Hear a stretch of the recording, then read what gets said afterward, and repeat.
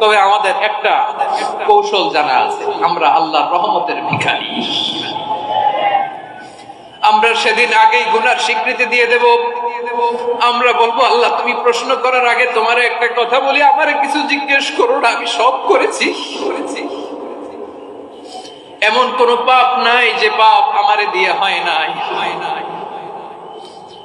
তোমার রহমত দিয়ে তুমি জান্নাতে পাঠাবা, তোমার দয়ায় জান্নাতে যেতে চাই, আমল দিয়ে না। পারবেন বলতে? কিয়ামতের দিন আমরা বলবো, আল্লাহ আমার আমল দিয়ে জান্নাত চাই না, আমি তোমার দয়া দিয়ে জান্নাত চাই। তোমার দয়া ছাড়া আমার কোনো উপায় নাই। কারণ আল্লাহ যদি বিচার করে, বাঁচার কারো উপায় নাই। আল্লাহ যদি বলে ফেলেন তুই এটা করলি কেন, ওখানে গেলি কেন, কোরআনে 1000 বার নিষেধ করলাম তারপরেও এই পাপে জড়ালি কেন, এরকম প্রশ্ন ছুড়ে দিলে আমার উত্তর আছে? বাঁচার কোনো উপায় আছে?